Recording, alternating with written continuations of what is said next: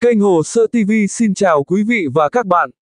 Từ 1 tháng 7 năm 2025, Việt Nam chính thức chỉ còn 34 tỉnh, thành phố sau sáp nhập hành chính quy mô lớn. Từ đó xuất hiện hàng loạt kỷ lục đáng chú ý. Đó là, thành phố Hồ Chí Minh đông dân nhất, Đà Nẵng rộng nhất, Hà Nội có mật độ cao nhất. Cuộc sáp nhập hành chính từ ngày 1 tháng 7 đã đưa thành phố Hồ Chí Minh trở thành địa phương đông dân nhất cả nước với gần 14 triệu người, sau khi sáp nhập thêm hai trung tâm công nghiệp trọng điểm là Bình Dương và Bà Rịa Vũng Tàu.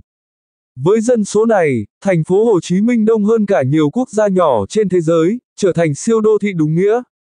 Tuy nhiên, nếu xét về mật độ dân số, Hà Nội lại chiếm vị trí dẫn đầu với hơn 2.600 người trên 1 km vuông, bỏ xa thành phố Hồ Chí Minh 2.000 người trên 1 km vuông và Hải Phòng 1.460 người trên 1 km vuông.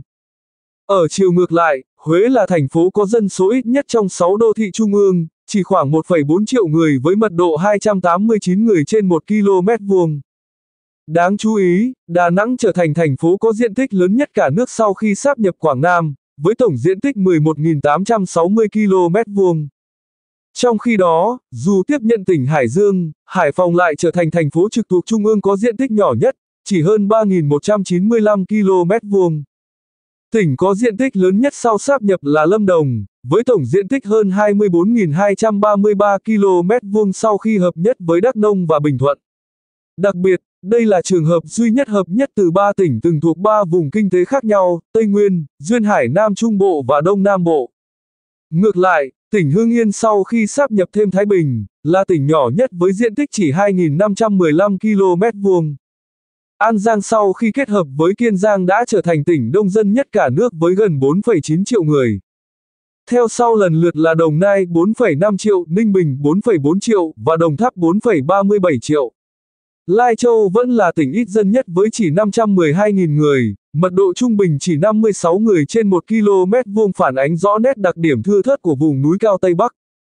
Sau sáp nhập, Phú Thọ thiết lập một kỷ lục địa lý, mới khi trở thành tỉnh tiếp giáp với nhiều tỉnh, thành nhất cả nước, lên tới 7 đơn vị hành chính, gồm Hà Nội, Ninh Bình, Thanh Hóa, Sơn La, Lào Cai, Tuyên Quang và Thái Nguyên. Điều này mở ra tiềm năng liên kết vùng mạnh mẽ cho khu vực Trung Du Bắc Bộ. Thành phố Hồ Chí Minh dẫn đầu thu ngân sách, Hà Nội vượt lên về thu nhập bình quân. Năm 2024, Hà Nội là địa phương dẫn đầu cả nước về thu ngân sách. Nhưng cục diện này đã thay đổi sau khi thành phố Hồ Chí Minh hợp nhất cùng hai cỗ máy kinh tế là Bình Dương và Bà Rịa Vũng Tàu. Sau sáp nhập, thành phố Hồ Chí Minh đạt mức thu ngân sách hơn 681.935 tỷ đồng, tương đương gần 31% cả nước, vượt lên trên Hà Nội 511.338 tỷ đồng và Hải Phòng 148.383 tỷ đồng. Bình Dương và Bà Rịa Vũng Tàu vốn đã nằm trong nhóm tỉnh có thu ngân sách cao nhất Việt Nam, với hơn 76.000 tỷ và 100.000 tỷ đồng mỗi năm. Việc sáp nhập đã tạo ra một thành phố Hồ Chí Minh không chỉ đông dân mà còn là trung tâm tài chính khổng lồ.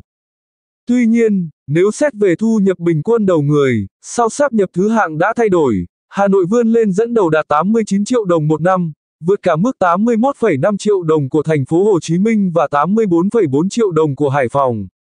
Trước đây, Bình Dương từng giữ vị trí cao nhất cả nước với 107,6 triệu đồng một người, nhưng việc sáp nhập khiến thu nhập bình quân tại thành phố Hồ Chí Minh bị pha loãng đôi chút, chỉ còn khoảng 86,5 triệu đồng một năm.